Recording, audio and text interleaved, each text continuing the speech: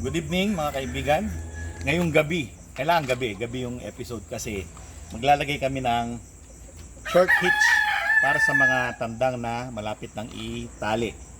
So, gabi namin ginagawa to kasi para hindi sila na-stress pag, di ba, pag kukunin mo sila. Tapos sasabayan na rin namin na papainumin ng calcium. Ito'y calcium na imported galing sa Canada. Binigay sa amin. So, papainom natin sa mga alagang, mga papalaking tandang para makatulong sa pag-develop ng kanilang mga buto. Ang dami nito. Diba? Para sa manok. Pero ito originally para sa tao. Pero siyempre, since hindi naubos, ang dami kasi masyado binigay sa amin. Ngayon, papainumin namin sa mga alagang manok. Hindi pa to expire. Sa 2027 pa to ma-expire. So, painom natin sa mga manok. So, ito yung una nating lalagyan ng short hitch at papainumin ng calcium. Nung bata sila, maamo sila. Ngayon, medyo lumaki sila. Dahil siyempre, sa sobrang dami na nila, hindi mo nahahawakan sila lahat. Medyo umiilap. Lemon, medium station. Medyo maliit siya, para siyang yung nanay niya. Medium to low station. Lemon pero dark side. Yung nanay niya, Batchoy lemon dark side. So lalagyan natin siya ng short hitch para masanay na siya na meron nakakabit sa kanyang paa. Lalagyan ko siya sa kanan. Ayan, meron na siyang tahid. Lalagyan natin siya sa ilalim muna ng tahid. Ayan, kasi so meron na siyang short hitch. Tapos bibigyan ko siya ng calcium. Ganito pala kalaki yan. Kasing laki lang siya ng pampurgan eh. Para makatagdag tibay ng buto.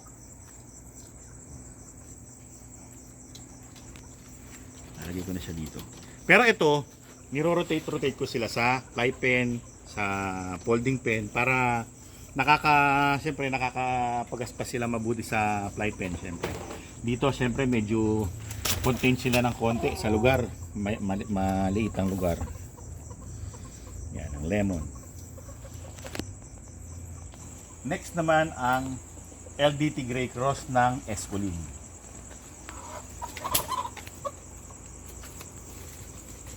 Ito nagmamama na rin ng ang kanyang ugali.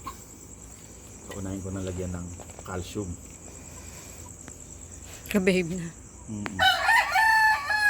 Wala pang nasaktan Ang ganda naman, ng no? mata nito. Ah. Ang ganda yung mata niya. Tapos, siyempre, short hitch. Ano to? Kanan din, siyempre. Para masanay na silang may nakakabit sa kanilang mga paa. Sa ilalim ng tahid. Okay. Pogi nito, no? Yung katawan niya, yung malambot na, yung pabuka na. Ganda katawan niya. Meron na siyang kasamang, kapatid niya to eh. Kapatid niya yun. Hindi siya sanay. Tataka siya niya, meron siyang something sa paa. Ano kaya itong visit na to, sabi niya. Kaya ako nilalagyan ng ganito. Tapos, dako naman tayo doon sa likod. Ito, meron akong hiniwalay na bulik, yung isa sa mga magkakapatid. Kasi, baga sa pinakamaliit siya sa kanila, pero malaki yan sa kanila, siya na yung pinakamaliit. Medyo nadadaig siya. Nakahapon lang siya lagi, hindi siya makababa. Hiniwalay ko na, nilagyan ko siya ng kanyang magiging kasamaan, si Malagandang, para medyo mabuo na yung loob niya. Yung tatlo kasi doon medyo malalaki na kaya nadadaig siya eh. Ngayon, bibigyan lahat natin ng short hitch yung tatlo na yun at papainumin din ng calcium. Punta tayo dun sa kabila, sa kabilang side lang. Dito naman tayo sa bahay ng mga bulik.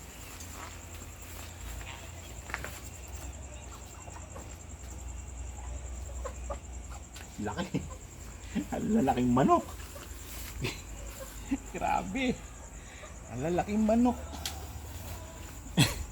Paano kaya to? Ang lalaki. Ayun yung lolo nila niya dati kapag ganyan, derby size. Sabi nung bata ako, kapag malaking ganyan, sasabihin, uy, derby size ha. Pero pwede naman palang ilabang kahit low station eh, sa derby eh. So, lalagyan ko na Hitch. short hitch sa kanan. Short hitch. Ito, medyo, yung mga bulik medyo maamo ng konti kasi, kumbaga, Bulik mo yan eh. pet ko sila eh, kaya Yes. lagi ko silang pinapakain sa kamay, kaya medyo, ano sila, Nakikisalamuha.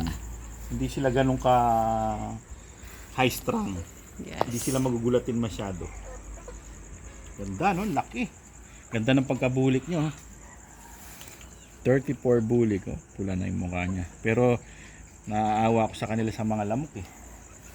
Kaya dapat talaga monthly, lalo na ngayong tag-ulan, Pyrestat. Pyrestat, pwede rin Axilin. Pwede rin ano, yung Sulfar para sa monthly maintenance kontra malaria. Ganda ng pagkabulik niya, no? Sa katawan, malalaki sila masyado. Pero hindi sila ganun kataba itong mga to. Saktong-sakto lang. Meron pa siyang pitso. Nasasalat mo yung pitso niya. Ganda, ganda. Diretso ba yung picture niyan? Syempre. Walang balikong pitso dyan. Tapos walang kuba dyan. Kung ito, gusto ko silang laging himasin eh. Kaso patubo yung mga balahibo eh. Masakit sa Sakit. katawan kapag lagi mo silang hahawakan. Kuha pa ako ng iba. Ito naman yung red na bulik. Straight comb. Katulad nung isa na nakahiwalay. Halos kasing laki niya lang to yung nakahiwalay. Mas ano lang to, mas parang matured ng konti ang disposition. Tapos ang paa niya, yan. Nag-aaway na green at yellow. Pero mas lamang yung pagka-yellow ng Hindi paa. nakikita masyado maliwanag. Maliwanag. So lalagyan ko siya ng short hitch. Yan ang gusto ko sa mga to eh. Hindi sila skandaloso. Ayun. Ayun yung kulay. Lalagyan ko siya ng short hitch. Siyempre, Ganda, no? vitamins niya. Lalaking mga manok nito. Pitso, diretso. Walang balikong pitso. Walang kuba, walang paling. Tapos, calcium.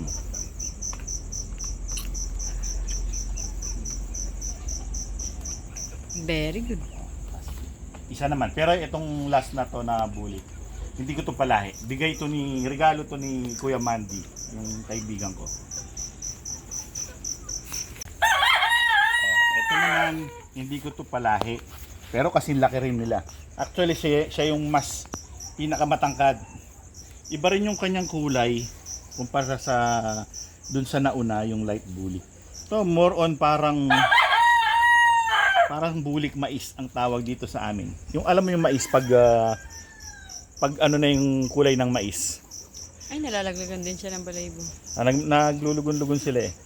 Yung mais na natutuyot na yung corn cob, yung pinaka mais mismo. Yan, ganyan ang bulik mais ang tawag sa amin sa Kapampangan ng ganyang kulay. Bulik mais. Tapos yung isa, bulik maluto, yung straight Mapula. comb. Tapos yung isa naman, bulik sigay. Alam niyo ba yung sigay? Yung sa shell. sungka.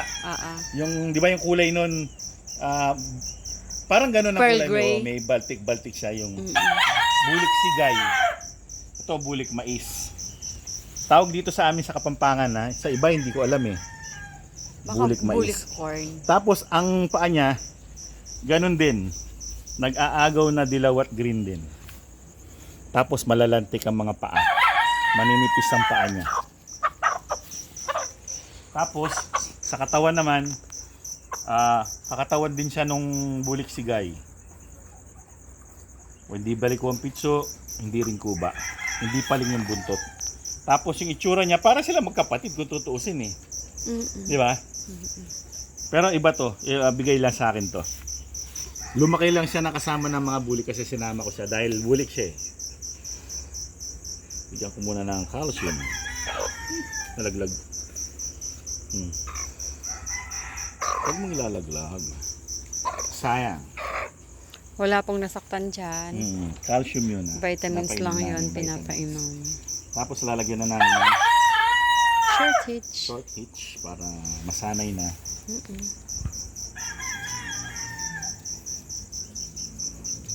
Yun. Yan, meron na siyang short hitch. So, pag medyo sanay-sanay na, ilalagay ko na sa fly pen, sasamahan ko ng pulet or inahin para magbuo na yung mga loob nila. Babalik na sa dito. Para makapagpahinga na sila. Ito na yung ating last na lalagyan ng short hitch kasi sila pa lang yung pinaka potential na malapit ng i-cord kasi sila yung pinaka nagmamatured na. Yung iba, hindi pa. Pero papainumin lang namin ng calcium. So meron tayong short hitch na 6 na piraso ng tandang na malapit ng pwedeng itali. So ito namang hawak ko sa itong gal. Ano siya? Pure gal. Yan, kanyang blue band, no? Kapag blue band, pure gal. Yung iba wala ng band eh. So, ayan siya. Naglulugon yung kanyang pulok. Kita ba dyan yung kanyang pulok? Baka masakit yun. Ayan. Tapos, hindi siya kuba. Ang kanyang pitso, okay.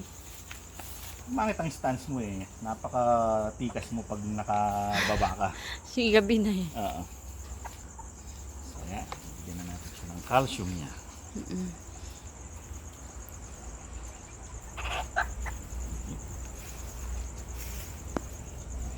Walang nasaktan na manok. Vitamins lang yon. Kala ko Ayos. sinisipon eh. Hindi naman. So well, mga kaibigan, iyan ang aming paglalagay ng short hitch para sa mga papalaking mga stags. Hanggang sa susunod na episode. Maraming salamat sa inyong panonood. Paalam!